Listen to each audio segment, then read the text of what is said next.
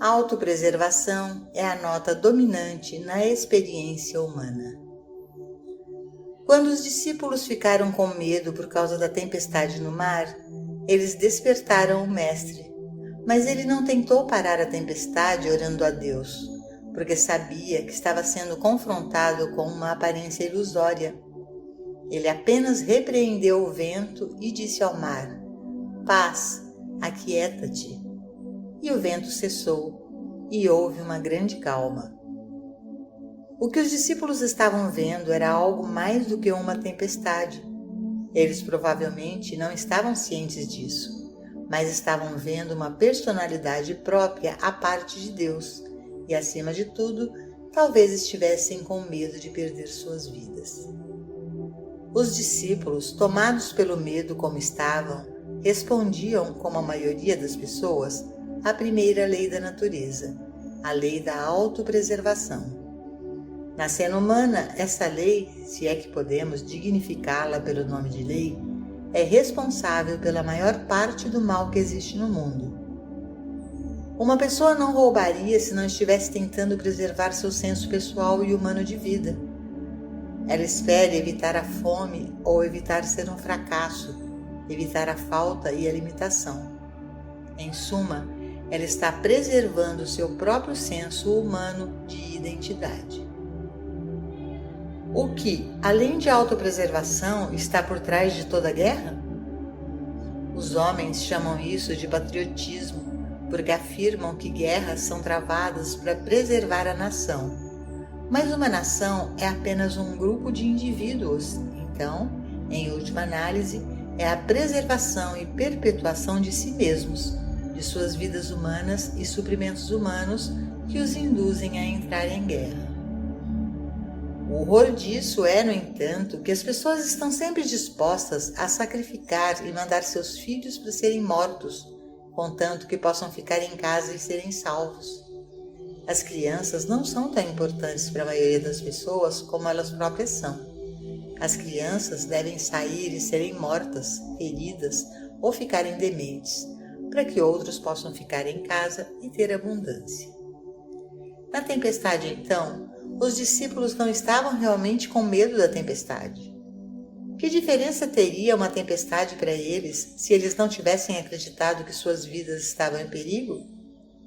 Quem se importa se o vento é de 40 ou 100 milhas por hora se não há perigo para a vida? É só quando há medo da perda de vida que alguém se importa se a tempestade se enfurece ou cessa. Muitos de nós seriam capazes de alcançar a libertação do mundo de causa e efeito, isto é, do mundo das aparências, se pudessem colocar em prática a grande certeza do Mestre. Sou eu, não tenhas medo. Conhecer essa verdade imediatamente nos despojaria de qualquer julgamento quanto à natureza da aparência. Sou eu, não tenhas medo. Eu, Deus, é a única vida. Eu, Deus, é a vida do ser individual, e a vida não pode ser perdida e nem destruída. Que a tempestade faça o que quiser, não posso temer. Da mesma forma, quem se importa com quantos germes existem no mundo, a menos que possamos acreditar que os germes podem destruir nossa vida? Isso cria um antagonismo em nós, e estamos saindo agora para limpar todos os germes da face da terra. Por quê? O que nós temos contra os germes? Nada, exceto que eles ameaçam a destruição de nossas próprias vidas ou a nossa própria saúde. Mas suponhamos que chegássemos à conclusão de que a nossa vida é indestrutível, que nem a vida e nem a morte podem nos separar de Deus? Agora, que diferença fariam os germes? E nessa percepção, a batalha contra o erro cessaria. Cessaria essa forma particular de erro, e nenhuma dessas coisas nos moveria. Nenhuma dessas coisas me move. Minha vida é Deus. Minha vida está em Deus. Minha vida é com Deus, e nem a vida nem a morte podem me separar de Deus. Nessa percepção, a própria morte não tem mais medos ou terrores. Ninguém pode temer a morte, uma vez que perceba que nem a morte nem a vida podem separá-lo da vida que ele é, a vida que é o seu ser. O desapego de um observador. Se aceitarmos a declaração do Mestre, meu reino não é deste mundo, não precisamos lutar, remover ou superar nada no mundo externo. Eu sou, não tenhas medo. Eu sou a vida em ti. Eu, Deus, o Espírito de Deus em ti, sou a tua vida, o teu ser e a substância do teu corpo. Quando não temos mais medo de nada no mundo externo, chegamos automaticamente a um estado de consciência que não mais se preocupa com as boas aparências ou teme as aparências do mal, mas olha para elas com um sentimento de desapego, como espectador ou um observador, sem interesse em mudar, melhorar ou destruí-las, apenas com a atitude de um observador. Nessa atitude de observador, nossos poderes mentais pessoais param e é como se estivéssemos assistindo a um nascer do sol ou a um pôr do sol. Ninguém em sã consciência acredita que pode apressar o nascer do sol ou que possa aumentar sua beleza. Portanto, ao assistir a um nascer do sol ou um pôr do sol, nos tornamos completamente observadores, observando a natureza no trabalho, observando Deus no trabalho. Nós nunca entramos na cena, nunca procuramos mudar, remover, destruir ou tentar melhorar alguma coisa. Como espectadores, estamos no centro absoluto de nosso próprio ser e, como espectadores, podemos dizer com sinceridade: que lindo pôr do sol! Ou Deus está trazendo um lindo nascer do sol. Se estivéssemos em uma galeria de arte, diante das obras dos grandes mestres, seríamos observadores, porque tudo o que estaríamos tentando fazer seria tirar da imagem o que o artista colocou ali. Nós não tentamos melhorar a imagem, nós não tentamos destruí-la. Tudo o que procuramos fazer é extrair do quadro o que o artista criou e colocou lá para o nosso desfrute. Nós não entramos em cena, contemplamos, e se entramos em alguma coisa, seria a consciência do artista, para observar exatamente o que ele viu, porque somos agora uma consciência, uma só mente. Quando ouvimos uma sinfonia, não entramos na sinfonia.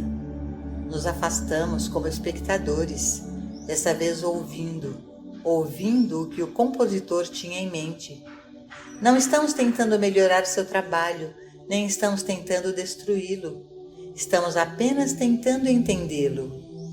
Mesmo que soe como música ruim para nós, desagradável, discordante ou inusitada, nós ainda não tentamos mudá-la. Ficamos parados sem julgamento, tentando entender o que o compositor tinha em mente. E não seria surpreendente se, eventualmente, nos encontrássemos bem dentro da consciência daquele compositor, ouvindo a música como ele a ouviu quando a colocou no papel. Então teríamos o mesmo entendimento que ele tinha. Assim é que Deus criou este universo e tudo o que nele existe e é bom. No nosso sentido finito, entretanto, vemos alguns desses universos como maus e alguns como bons. E, estranhamente, o homem ao nosso lado pode estar vendo o que chamamos de bom como mal. O que vemos como mal, ele pode estar vendo como bom. Então, portanto, não podemos estar vendo esse universo do jeito que Deus o fez. Estamos vendo isso através de nossa ignorância de Deus, nossa falta de consciência de Deus. Assim como podemos ver uma pintura ou ouvir música e, por causa da nossa ignorância, sermos incapazes de discernir o que o artista ou o compositor tinham em mente. Ao olharmos para este mundo de aparências sem julgamento, é como se estivéssemos percebendo que o Espírito de Deus fez tudo o que fez e o tornou espiritual.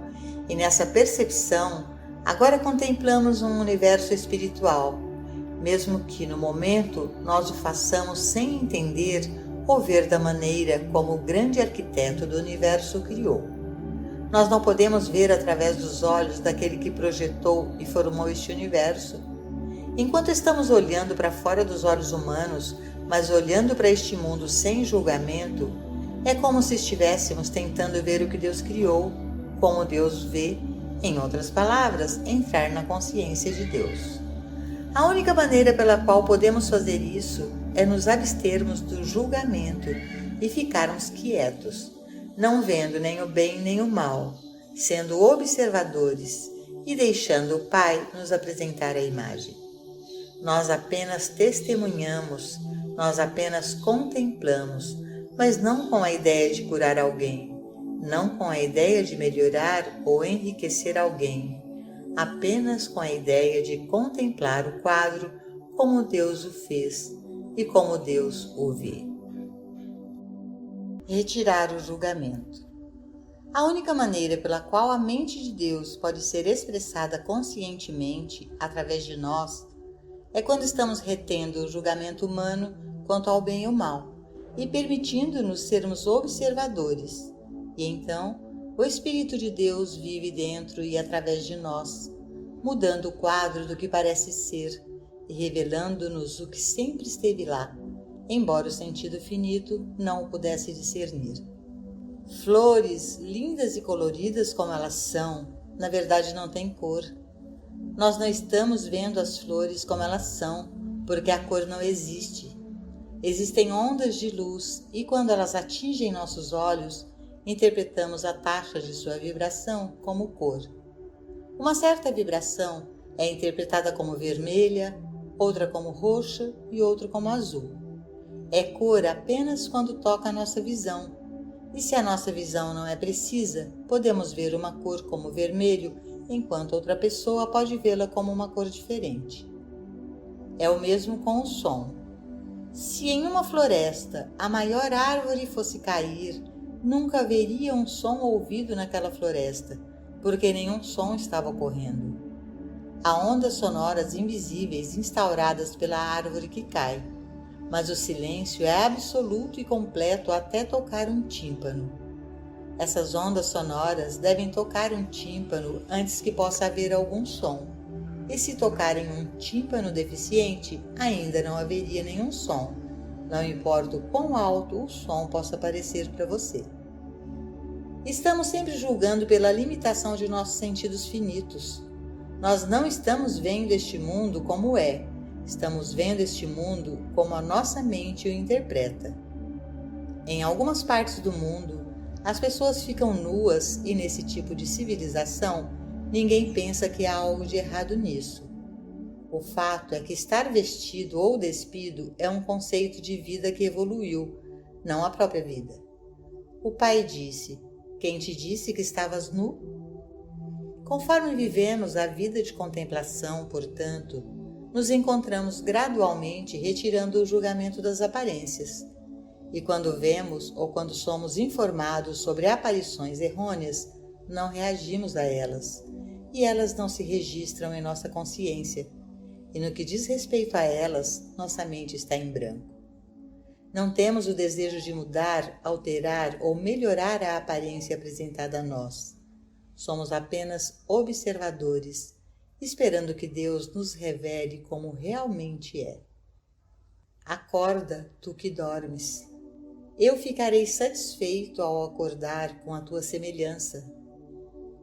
Uma pessoa espiritualmente desperta está completamente satisfeita com as pessoas deste mundo, porque as conhece como realmente são, e mesmo que veja as discórdias e problemas que elas estão experimentando, ela também sabe que essas não são parte do seu ser real, mas apenas uma parte desse sentido educado que está tentando preservar uma vida já imortal, ou tentando obter mais provisões para alguém que é, e sempre foi, herdeiro conjunto de Cristo em Deus. Portanto, ele olha com compaixão para aqueles que ele conhece, que ignoram sua verdadeira identidade ou que não entendem a natureza do mundo de Deus.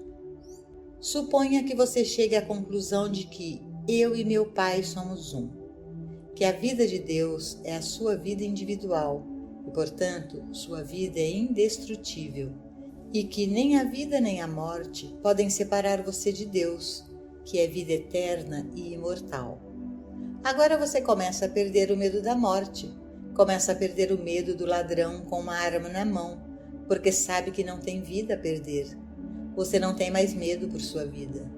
Sua vida é agora reconhecida como Deus, indestrutível, imortal e eterna. Morte? Nem a morte pode separar você de Deus. Desperta, tu que dormes, e aprenda que Deus é a sua vida. Nem a vida nem a morte podem tirar sua vida de você. A vida continua se você vive no Oriente ou no Ocidente. Continua se você mora nesta casa ou naquela casa. Continua se você é jovem ou velho, ou mesmo se você foi para o reino do além.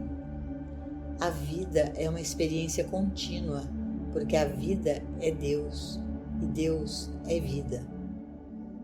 A vida contemplativa traz uma consciência da vida indestrutível.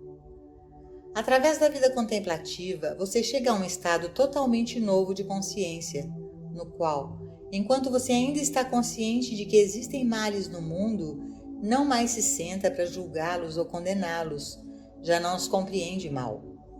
Agora você tem compaixão porque entende por que eles estão acontecendo. Além disso, você sabe que eles devem continuar ocorrendo na experiência de cada pessoa até que ela seja despertada.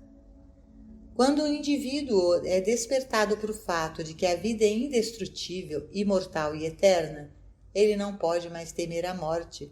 E uma vez que ele não teme mais a morte, ele não pode conhecer a morte. Ninguém pode experimentar algo que não seja parte de sua consciência.